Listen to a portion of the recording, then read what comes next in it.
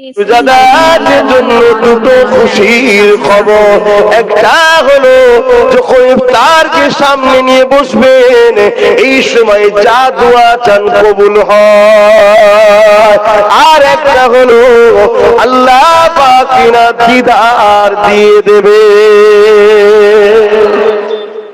এই যুবকেরা তরুণেরা, আল্লাহ তার বান্দা তোরা আমার জন্য রোজা রাখবি, হজ করবি, যাকাত দিবি, দান খায়রাত করবি, নারীরা পর্দায় থাকবি, হালাল খাবি, গান বাজনা জিনাত পাবিচারি জিওয়া থেকে, সুদ থেকে, ঘুষ থেকে দূরে থাকবি। কিন্তু ইবলিস শয়তান চায় আল্লাহ যে গুনাহ করতে নিষেধ করেছে ওই গুনাহ বান্দাগুলোকে করাবো, আর আল্লাহ যে গুনাহ করতে বলেছে ওই গুনাহ বান্দাকে করতে দেব না। এ হলে বান্দা আল্লাহ বিরোধী হয়ে যাবে, ওই বান্দা তোর সন্তানগুলোকে জাহান্নামে দিয়ে দেবে। এ যুবকেরা তরুণীরা বাপেরা, কিন্তু আমার আল্লাহ এতই দয়ালু, ইবলিসের পাল্লায় পড়ে পড়ে আমরা দুনিয়ার জমিনে যদি পার পার পরিমাণ গুনাহ করে ফেলি, আমার আল্লাহ তবে তোমাকে আমাকে ডেকে ডেকে ডেকে ডেকে বেড়ায়, খুঁজে খুঁজে খুঁজে খুঁজে আমার আল্লাহ পাক তোমাকে আমাকে ফেরেশতাদের দিয়ে খুঁজে খুঁজে নিয়ে আসে।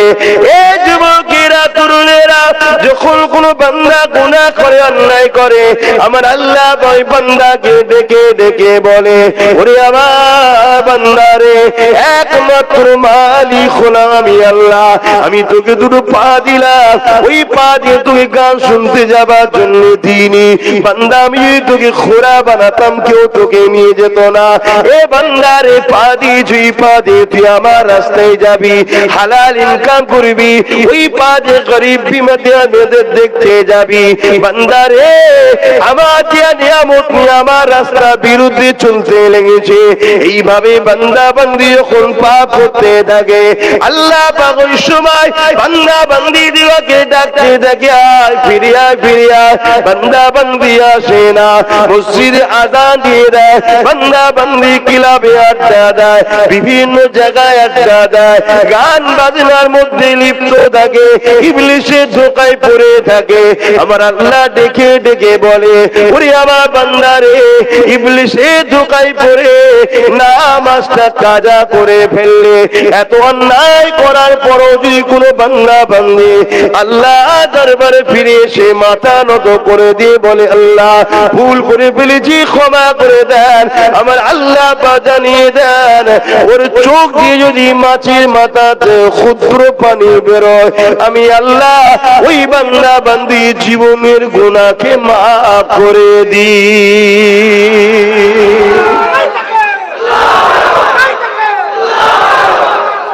বাপেরা, নজওয়ান তরুণেরা, এই যার কয়েকদিন পর রোজার মাস আসছে,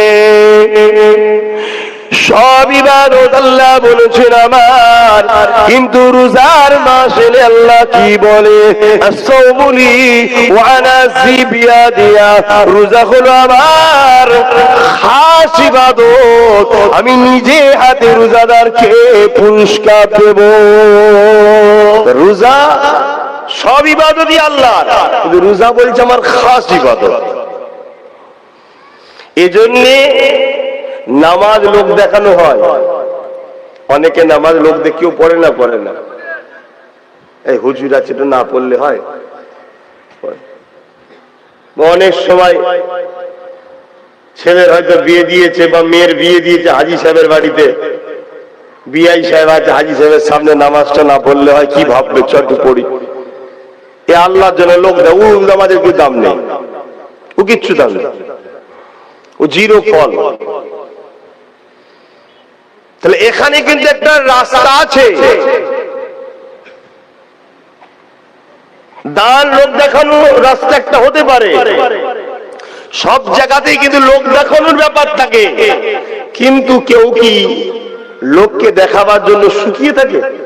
শুধু লুকিয়ে কি খেয়ে নেবে, খেয়েছে বলে ভাই আমি রোজায় আছি, মিটে গেল কি?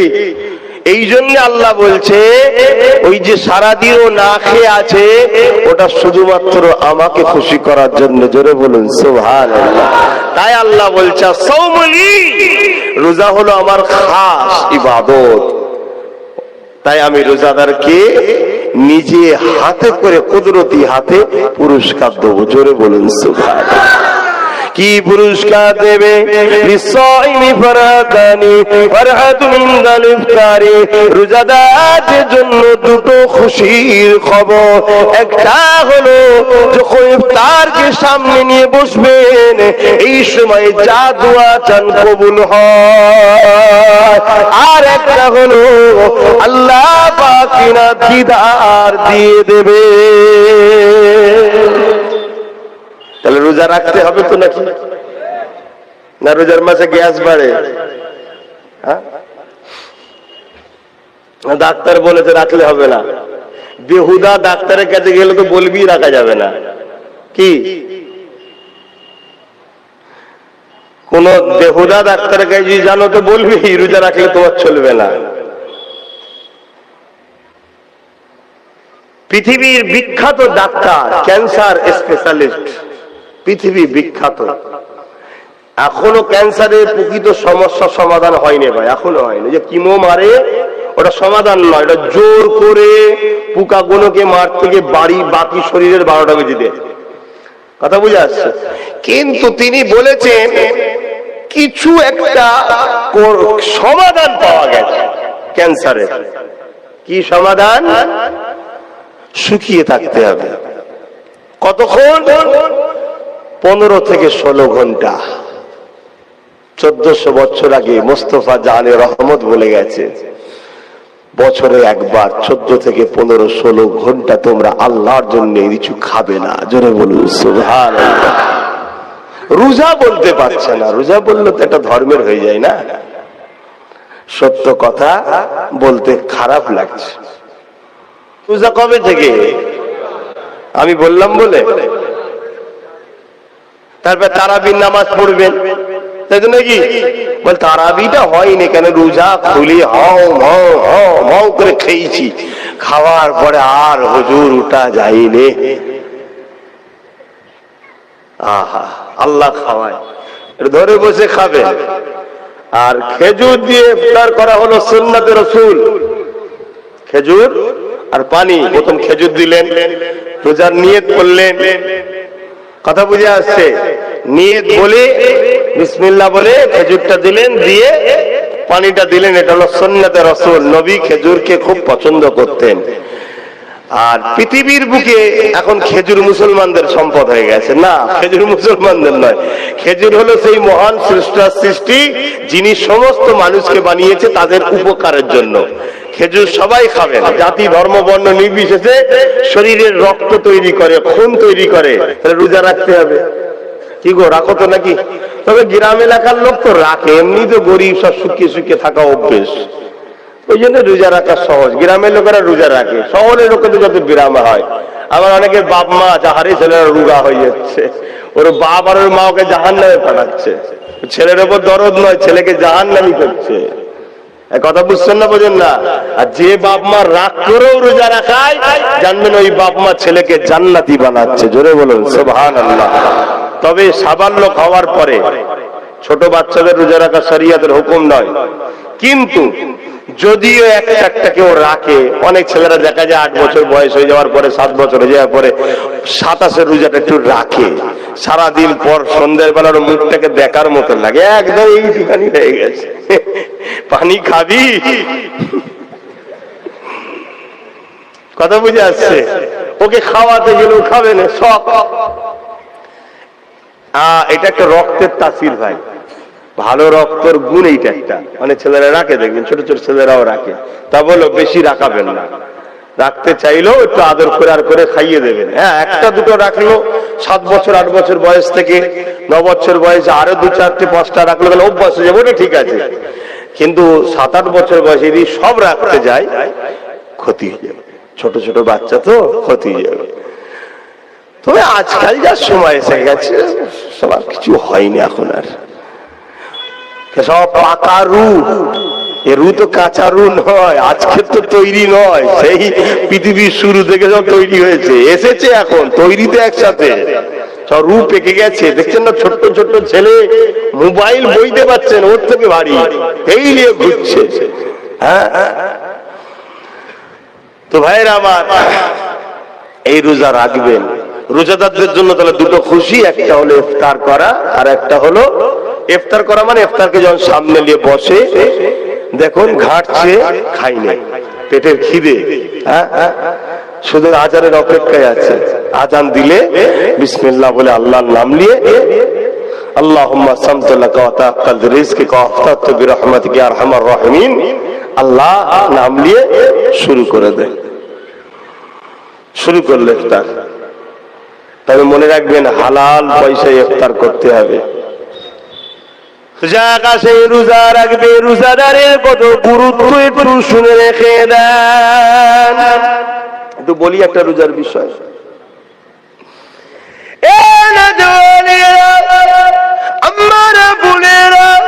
রোজা মাসে রোজা রাখবেন, রোজা আল্লাহ পাকের খাস ইবাদত। ভাইরা শুনে রেখে দেন, ময়দানে মাসুল কিয়ামতের দিনে যেদিন মাথার এক বেদা ইখতিলাফ, এক হাত উপরে আল্লাহ সূর্যকে নামিয়ে দেবে, সেদিন সূর্যের 12 গুণ তাপটা বেড়ে যাবে, মাথার খেলুগুলো নাচে গলে গলে ঝরে ঝরে পড়তে লাগবে।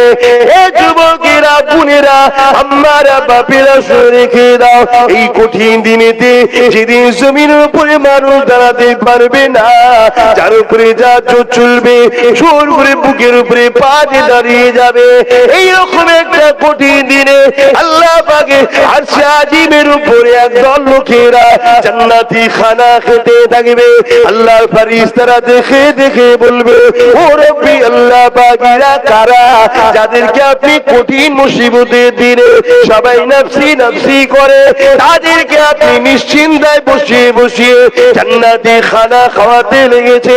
আমার আল্লাহ পাক বলতে লাগবে, আমার ফেরেশতারা, দুনিয়ার জমিনে যারা ঈমান এনেছিল আমার উপরে, আমার হাবিবের উপরে, সব থেকে বেশি আমাকে, আমার হাবিবকে ভালোবাসতো, আর দুনিয়ার জমিনে আমার খুশির জন্য রোজা রেখেছিল, বাজারে গিয়েছিল, অনেকে খেয়েছিল, এরা খাইনি, ঘরে খাবার ছিল, অনেকে খেয়েছিল, এরা খাইনি।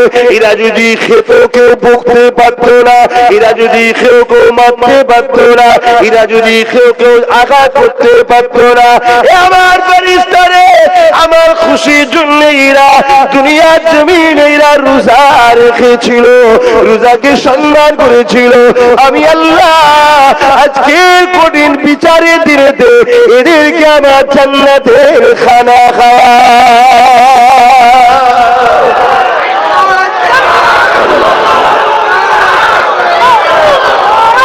আল্লাহু আকবার। আশা রাখবো আমার ভাইরা, এই রোজার মাসটুকু আল্লাহর খুশির জন্য রোজা রাখবেন। দ্বিতীয় নম্বর, হালাল দিয়ে ইনকাম দিয়ে ইফতার করবেন। 3 নম্বর কথা, রোজার মাসে দেখবেন ফিতনা বেশি হয়। এখানে যত চাপ মারে হেডা বিস্তারে গরম হয়। যতটা পারেন রোজার মাসে ঘরের মধ্যে কাটাবেন, কোরআনকে পড়বেন। যদি পড়তে না পারেন, স্ত্রী পড়বে, শুনবেন, ও পড়ে যে নেকি পাবে, আপনি মন দিয়ে শুনলে সেম নেকি পাবেন। জোরে বলুন সুবহানাল্লাহ। লাস্টে একটু কোরআনকে আদর করে চুমু দেবেন, চোখে লাগাবেন, মাথার উপর রাখবেন, বুকে একটু চেপে ধরবেন। আমি আপনাদেরকে একটা জিনিস শিখিয়ে দিয়ে যাচ্ছি, ইমানদারদের জন্য শর্ত, ইমান না থাকলে পাবেন না মজা। যাদের ইমান আছে, ইমানটা কি জিনিস? কি গো? সবকিছুর থেকে আল্লাহ আল্লাহ রসুলকে ভালোবাসা ও আদব করার নাম ইমান। জোরে বলুন সুবহানাল্লাহ। এমনকি জানের থেকে কোন একটা জায়গায় আপনার জান চলে যেতে পারে, কিন্তু আল্লাহর জন্য আপনি জান দিয়া পছন্দ করবেন, আল্লাহর বিরুদ্ধে যাবেন না। এই রকম হলো ইমান। শুনছেন? তাই এই ইমান যাদের আছে, যদি কোন রকম কষ্ট হয়, দুনিয়া থাকলে কষ্ট হয় তো নাকি, হয়তো কারোর সঙ্গে মতের মল হয়নি, বা স্বামী স্ত্রীর অমিল, মন কিছুটা কথা কাটাকাটি হয়ে গেছে, মনে কষ্ট পেয়েছেন, বা কোনো ব্যবসায় লসের টেনশনের মাথায় কষ্ট, বুকে ব্যথা হয়েছে, ওই কিছু সময় কোরআনটাকে বুকে করে জড়িয়ে ধরে চেপে ধরে রাখবেন, দেখবেন আস্তে আস্তে চোখ দিয়ে পানি বেরোবে, পুরো বুকটা হালকা হয়ে যাবে। জোরে বলুন সুবহানাল্লাহ। আরো জোরে বলুন। তো ভাইরা আমার, তাহলে সেই রোজাদার যে করে আল্লাহ আরশে আজিমে জান্নাতি খানা খাওয়াবে। শর্ত কি? ঈমান অবস্থায় রোজা রাখার, হালাল ইফতার করা। আর রোজার মাসে দেখবেন ফিতনা বেশি হয়। আর এই একটা মাস আমাদের সঙ্গে আর আরব দুনিয়ার সঙ্গে পার্থক্য কি শুনুন। আরব দুনিয়া 1 মাস দান করে আর 11 মাস ইনকাম করে, আর আমাদের এলাকায় 11 মাস তো দান করেই না, করে না, চুরি করে, আর রোজার মাস এলে ডাকাতি করে। 100 টাকার ফলকে 200 টাকায় বিক্রি করে। কি আবার রোজার মাস এলেই মনে হয় করোনা চলে আসবে, আল্লাহ ভালো জানে।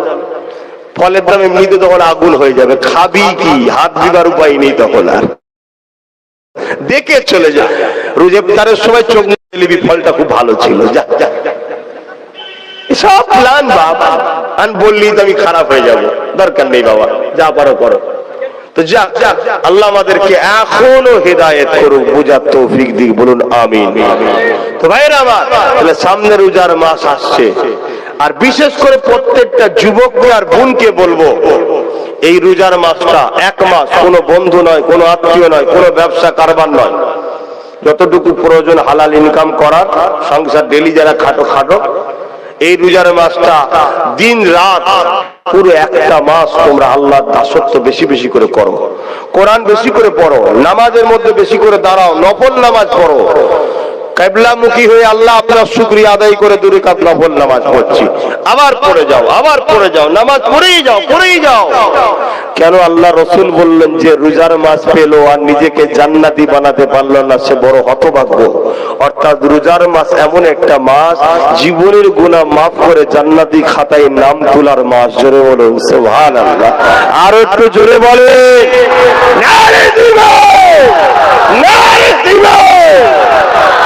অতএব বাপ ভাইদেরকে বললাম, বিশেষ করে আমার ভাইগুলোকে আর বোনগুলোকে বললাম, এইটুকু ভাইয়ের কথা রেখো, রোজার মাসটুকু বেশি বেশি ইবাদত করো, আর যা চাইবা চাও, গাড়ি বাড়ি টাকা পয়সা ধন দৌলত যা লাগবে সব বলো আল্লাহকে। বিয়ে শাদী যদি না হয়, সুন্দর বিবাহ করবে, সুন্দর মেয়ে দরকার, তাও বলো আল্লাহকে, কোনো পাপ নয়। কথা বুঝে আসছে? কিন্তু তুমি তোমার স্ত্রীকে বিবাহর পরে আল্লাহ সুন্দর মিলাবে, তারপরে যেন আবার শয়তানি করবে না, তারপর জুলুম করবে না, আর অন্য নারীর দিকে খারাপ নজরে তাকাবে না। নিজেকে পরিবর্তন করো। আমার কথায় খারাপ লিখছে, এ তো শরিয়াতের কথা বলছি, কথা বুঝে আসছে? আর সবকিছুর সাথে সাথে 2টো দোয়া আমার পক্ষ থেকে একটু চাইবেন। একটা হলো আল্লাহ যেন আমাকে ইজ্জতের সঙ্গে যতদিন বাঁচিয়ে রাখবে, আপনাদের ঘরে নিয়ে দুনিয়া আখিরাতে একসাথে যেন থাকতে পারি, আর আল্লাহ যেন আমাকে নলেজ সিরিটা করার তৌফিক দেন, বলুন আল্লাহুম্মা আমিন। মনে থাকবে, মনে থাকবে রোজার মাসে। আর একটা দোয়া, সেটা আমার ছোট ভাইয়ের জন্য, অনেক ছোটাছুটি করছে, একটা মানুষ, তোমরা দিয়েছো একটা, কি করব বলো? এই একটা নিয়ে যতটুকু পাচ্ছি করছি, তোমরা যদি 10-12টা দিতে, তাহলে গিয়ে ডাইরেক্ট টুপি খুলে নিত। একটা কি করবে, কত জায়গায় যাবে? তো এই একটা দিয়েছে, আল্লাহ যেন এই এক থেকে একদিন এমন একটা জায়গায় বসায়, সর্বধর্মের মানুষের সমস্যা সমাধান করার ক্ষমতা যেন আল্লাহ ওর হাতে দেয়, বলুন আল্লাহুম্মা আমিন। এই 2টো দোয়া, একটা আমার পক্ষ থেকে, একটা আমার ছোট ভাইয়ের পক্ষ থেকে, করবেন তো? আমার উপরে ভালোবাসা আছে তো? একটু হাত তুলে দেখান না, আলহামদুলিল্লাহ। আপনার ভাই আর আমার ছোট ভাইয়ের উপরে রাগ নাকি? ওকেও ভালোবাসেন তো নাকি? সুবহানাল্লাহ। যুবকেরা যাবার আগে তৈরি হও, কেননা কবর প্রতিদিন তোমাকে আমাকে ডাকে। এ দুনিয়া মানুষেরা, আমি কবর বড় একা, আসার আগে তৈরি হয়ে আসো। প্রতিদিন ডাকছে তোমাকে আমাকে, আসার আগে তৈরি হয়ে আসো।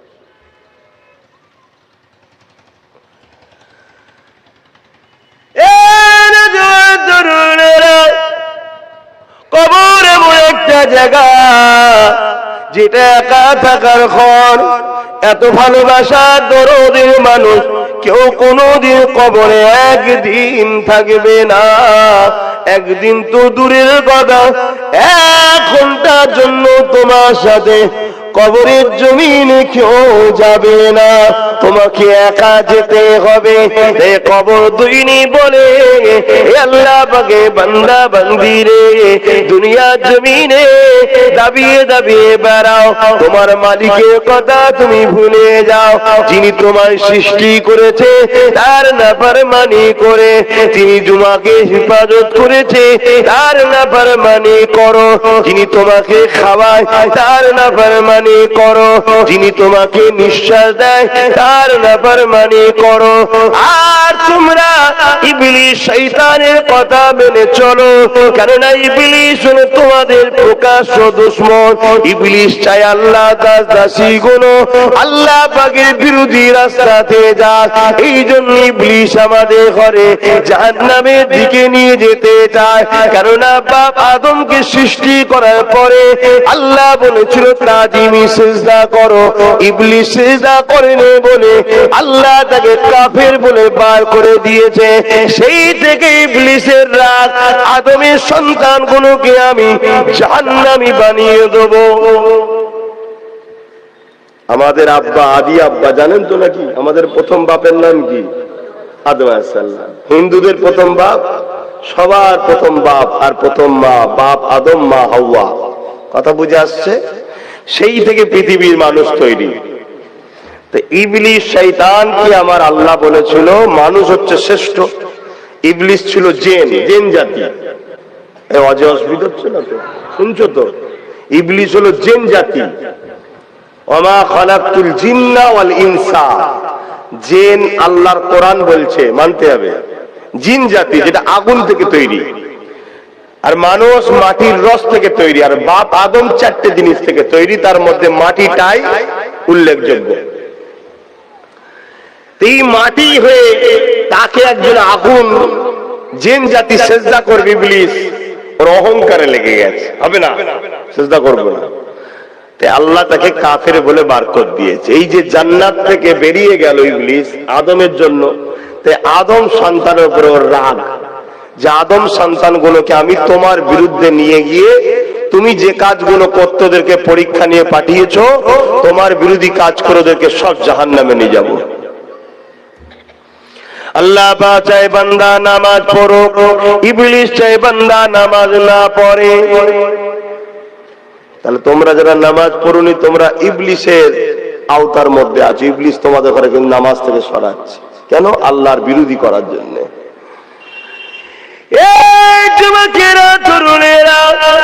আল্লাহ তার বান্দা তোরা আমার জন্য রোজা রাখবি, হজ করবি, যাকাত দিবি, দান খায়রাত করবি, নারীরা পর্দায় থাকবি, হালাল খাবি, গান বাজনা জিনাত ব্যভিচারী জিওয়া থেকে, সুদ থেকে, ঘুষ থেকে দূরে থাকবি।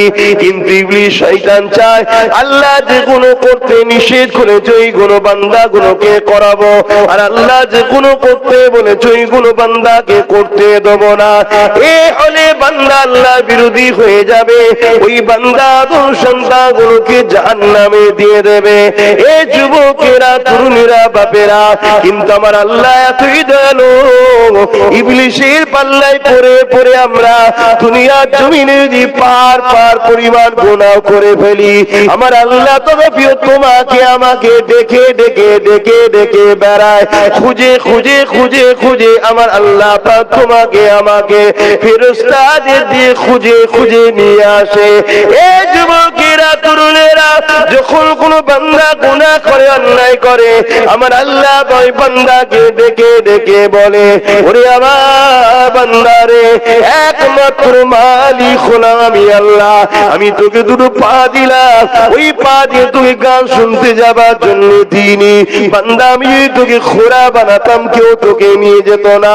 এ বান্দারে, পা দিয়েছি, পা দিয়ে তুই আমার রাস্তায় যাবি, হালাল ইনকাম করবি, ওই পা দিয়ে গরিব বিমাদের দেখতে যাবি। বান্দারে, আমার দিয়া নিয়ামত নিয়ে আমার রাস্তা বিরুদ্ধে চলতে লেগেছে। এইভাবে বান্দা বান্দি যখন পাপ করতে থাকে, আল্লাহ পাক ওই সময় বান্দা বান্দি দিওয়াকে ডাকতে থাকে, আয় ফিরে আয়, ফিরে আয়। বান্দা বান্দি আসে না, মসজিদে আযান দিয়ে দেয়, বান্দা বান্দি ক্লাবে আড্ডা দেয়, বিভিন্ন জায়গায় আড্ডা দেয়, গান বাজনার মধ্যে লিপ্ত থাকে। ইবলিসের ধোঁকায় পড়ে থাকে।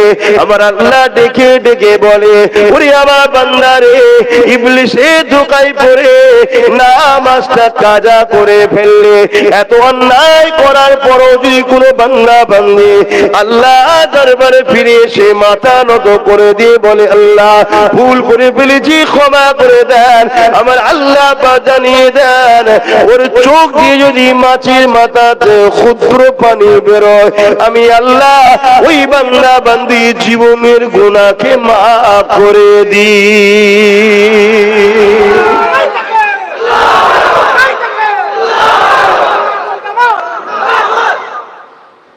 আল্লাহ আমাদেরকে ভালোবাসে না বাসে না? বলুন না গো। আপনি বাজার থেকে একটা চাকর নিয়ে আসলেন বা কোনো লোককে নিয়ে আসলেন যে আপনার বাড়িতে পাহারা দেবেন, তাকে মাসে 10,000 মাইনে দেবেন। এখন দেখা যাচ্ছে আপনি যাকে কাজে লাগিয়েছেন তাকে আপনি সৃষ্টি তো করেন না, মাইনে দিয়ে কাজে লাগিয়েছেন, সে আপনার বাড়িতে পাহারা অর্থাৎ লোকের বাড়ি চোর ঘরে এসে বলে অমুক সময় ও ঘুমোই, অমুক সময় ঘরে থাকে না, চুরি করবি, সব আপনার বিরুদ্ধে করে। আপনি তাকে রাখবেন? মেরে বার করে দেবেন, তাই তো নাকি? কিন্তু আমার আল্লাহ কত দয়ালু দেখুন। আপনারা আল্লাহ দিয়ে হাত নিয়ে আল্লাহর বিরুদ্ধে কাজ করেন, আল্লাহ দিয়ে পা দিয়ে আল্লাহর বিরুদ্ধে কাজ করেন, আল্লাহ দিয়ে জবানে আল্লাহর বিরুদ্ধে কথা বলেন, তথাপি আমার আল্লাহ আপনাদের ঘরে ভালোবাসে। বান্দা আয়। পৃথিবীর বাদশারা আসামি খোঁজে, খুব ভালো করে শুনবেন, পৃথিবীর রাজা মহারাজারা আসামি খোঁজে শাস্তি দেবে বলে, আর আমার আল্লাহ আসামিদের ডাকে গুনাহ মাফ করবে বলে। জোরে বলুন সুবহানাল্লাহ। কিন্তু এরপরেও যদি আমাদের ঘরের ছেলেরা পরিবর্তন না হয়, আমার আল্লাহর কোনো ক্ষতি হবে? হ্যাঁ, আমাদের সবাইকে যদি আল্লাহ পাক ধরে জাহান্নামে ভরে দেয়, আল্লাহর কিছু লস আছে? এরপরেও যদি আমরা না ভাবি যে আমাদেরকে আল্লাহ কেন বানালো, তার কাজ করার জন্য, তাকে অখুশি করার জন্য নয়, যেটা অপছন্দ করে সেটা করার জন্য নয়। স্বাভাবিক আমরা নিজের স্ত্রীর খুশির জন্য স্ত্রী যেটা অপছন্দ করে সেটা আমরা করতে চাই না। ডাক্তার যদি বলে মদ খেও না, আমরা ছেড়ে দিই। আর দয়ার আল্লাহ আমাদেরকে বলেছে হারাম খেও না, আমরা ছাড়তে পারি না। আমার আলোচনায় অসুবিধা হচ্ছে, তাহলে বলো ঘটনা বলে দিয়ে চলে যায়। আরে ভাইয়েরা, চেষ্টা একটা, যদি বারবার শুনে পরিবর্তন হয়ে যাও, কিছুটা যদি পরিবর্তন হতে পারো, কেননা বান্দা তুমি যদি চেষ্টা করো, আমার আল্লাহ পাক অবশ্যই তোমাকে পরিবর্তন করে দেবে।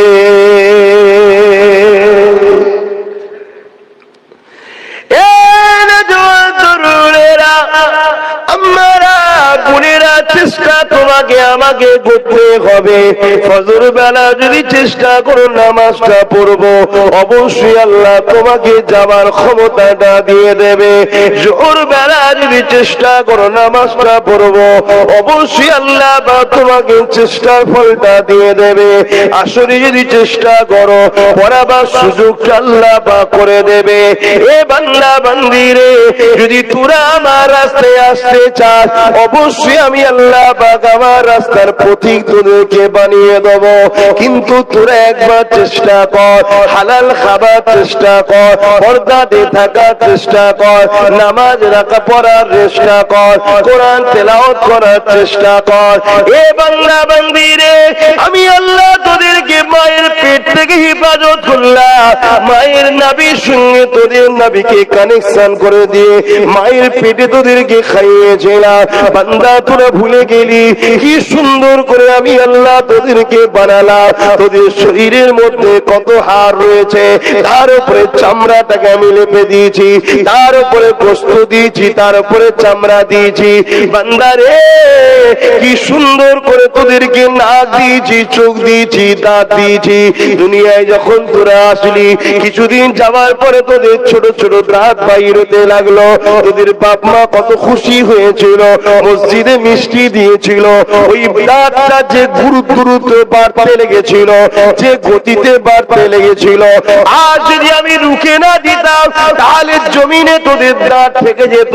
কিন্তু তোদেরকে দেখতে খারাপ লাগতো, আমি আল্লাহতে অত বড় বড় দিই না, যেটা তোদের জন্য সুন্দর আমি আল্লাহ তোদেরকে নিখুঁত করে বানালাম, তোদেরকে দুটো কান দিলাম, ওই কানে তোরা আমার কোরআন শুনবি, আলেমদের কথা শুনবি, ওয়াজ নসিহত শুনবি, ভালো কথা শুনবি। এ বান্দারে, কি কারণে তুই আমার দিয়া কানে অকমেন দিয়া আমার ইসলামের দুশ্মন যারা, ওই গান তোরা শুনে বেড়াস বান্দা, ওটা তো আমি পছন্দ করি না। তোদের কি একবারও মনে হয় না আমি আল্লাহ তো পারি তোর কানের পর্দাটাকে ফাটিয়ে দে জীবনের মতো বদি কালা করে দিতে? বান্দারে, জমিন আমার তোদেরকে ফ্রিতে দিয়ে দিলাম, আসমান আমার তোদেরকে ফ্রিতে দিয়ে দিলাম। এ বান্দা, তোদেরও গ্রামে এমন অনেক লোক আছে তোদের মতো সুন্দর মুখ রয়েছে, দাঁত রয়েছে, জবান রয়েছে, কিন্তু কথা বলতে পারে না। আমি মালিক তোকে কথা বলতে দিয়েছি, ওই জবানে নোংরা কথা বলবি না, ওই জবানে কাউকে আঘাত দেওয়া কথা বলবি না, ওই জবানে এমন ভাষা উচ্চারণ করবি না যে কথাটা আমার সঙ্গে শিরক হয়ে যাবে, এমন কথা বলবি না। বান্দার ওই জবানে এমন স্লোগান দিবি না যে স্লোগানটা আমি আল্লাহ পছন্দ করি না। ওই জবানে তো তুই বেশি বেশি করে আমি তোর আল্লাহ, আমাকে আল্লাহ বলে ডাকবি।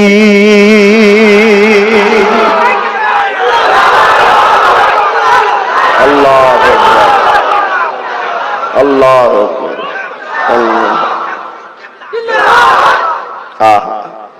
ভাবতে হবে আমার ভাইরা, ভাবলে দেখবে পরিবর্তন হয়ে যাবে। ভাবতে হবে, হালকা বয়সে হয় জলসা লাইনে নামার আগে হালকা বয়সে আমিও তো অনেক বদমাইশ ছিলাম, হই হই করে বেড়াতাম, বন্ধুদের সঙ্গে ঘুরতে যাওয়া, পিকনিক করা আর করা, বদমাইশি করেছি, খেলাধুলা। কিন্তু না, যেদিন থেকে ভাবতে শুরু করেছি এই জন্য আমাকে আমার মালিক দুনিয়ায় পাঠাইবে কেন, সামান্য জিন্দেগি আমাকে তার কাজ করে তাকে খুশি করতে হবে, পুরস্কারে জান্নাত ও তার দিদার নিতে হবে। একটা কোম্পানিতে চাকরি করো, তোমাকে 8 ঘন্টার কাজ করতে হবে, কাজ শেষ হবে, মাইনে তুমি পাবে ডিউটির শেষে, তাই তো নাকি? শুনছেন তো? তুমি ওই সময় খেলাতে হই হই করে কাটিয়ে দিলে না, তোমার কি হবে? কিছু পাবে? আর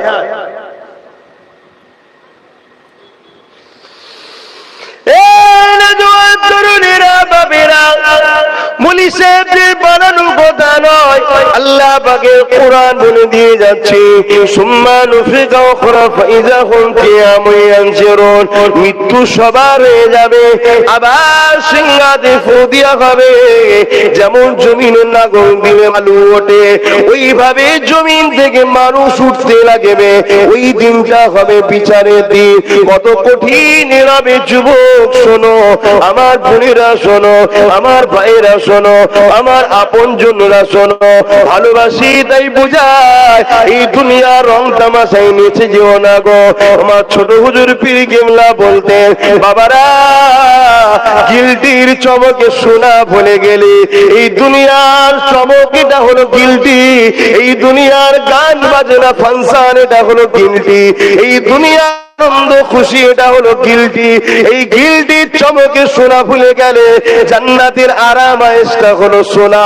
এই জন্য বুঝাতে চাইছি, জান্নাতি দিগকে যে হুর দেওয়া হবে, ওই হুর যদি দুনিয়ার জমিনে একটা ছেড়ে দেওয়া হয়, পৃথিবীর জমিনে মানুষেরা তাকে ধরার জন্য খাওয়া দাওয়া ঘুম সব ছেড়ে দিয়ে, ছেলে মেয়ে বুড়ো বুড়ি বাচ্চা সবাই তার পিছনে ছুটতে লাগবে। আল্লাহ পাকে এত সুন্দর সৃষ্টি, সেই 70টা করে হুর প্রতিটা জান্নাতীদের সেবার জন্য আল্লাহ পাক দান করবে। একটু তো ত্যাগ স্বীকার করতে হবে। কোম্পানি এসে বলল, এই কাজগুলো এবারে করে দে, মাসের শেষে তোকে আমি 30,000 টাকা মাইনে দেবো। তা আপনাকে তো 30 দিন একটু কষ্ট করতে হবে, তারপরে তো 30,000 যখন পাবেন গুনবেন, কি ভাল লাগবে তখন? আমি দুনিয়ার সাথে একটু টালি করছি, চলে না, আপনারা আম মানুষ তাই বোঝাচ্ছি, তবে তো আখিরাতের মজাটা পাবেন। এটাই তো পরীক্ষা, এটাই তো পরীক্ষার জায়গা। যে একদিকে তোমাকে আমার আল্লাহ রোকে নেই, এখনই যদি কেউ যে সাইডে সিগারেট খায়, আমি কি রুখতে পারবো? না, আমার আল্লাহ রুখছে, কিন্তু জানিয়ে দিয়েছে এটা চলবে না। কথা বুঝে আসছে? ঠিক তেমনি যদি কেউ বাড়ি গিয়ে সুদের টাকা খায়, আমি কি রুখতে পারবো? কিন্তু সুদ খাওয়া হলো আল্লাহর সঙ্গে যুদ্ধ ঘোষণা করার পাপ। কত খারাপ! আর আজকে আমার ঘরের ছেলেরা 100-র মধ্যে 90টা বাড়ি কি 95টা বাড়িতে সুদ ঢুকে যাচ্ছে। ঢুকছে না ঢুকে না বলুন? আমরা ভয় করি। সুদের টাকা নিয়ে বাড়ি করলেন, সুদের টাকা নিয়ে গাড়ি করলেন, সুদের টাকা নিয়ে ব্যবসা করলেন, কোটি কোটি টাকার সম্পদ তৈরি করলেন, কিন্তু আপনি যখন মারা যাবেন, ওই তো সাদা কাপড়ের কাপড় দিয়ে ওই তো মাটির নিচে আপনাকে শুইয়ে দেওয়া হবে। ওই কবর আপনাকে বারবার ডেকে ডেকে বলে, ওরে আল্লাহর বান্দা বান্দিরে, লোক তোকে জাহান্নামে নিয়ে যাচ্ছে। শুনে রেখে দে, ওই কবরের জমিন বলতে লেগেছে, আমি কবর হলাম একা থাকার জায়গা, আসার আগে তৈরি হয়ে যাও। আমি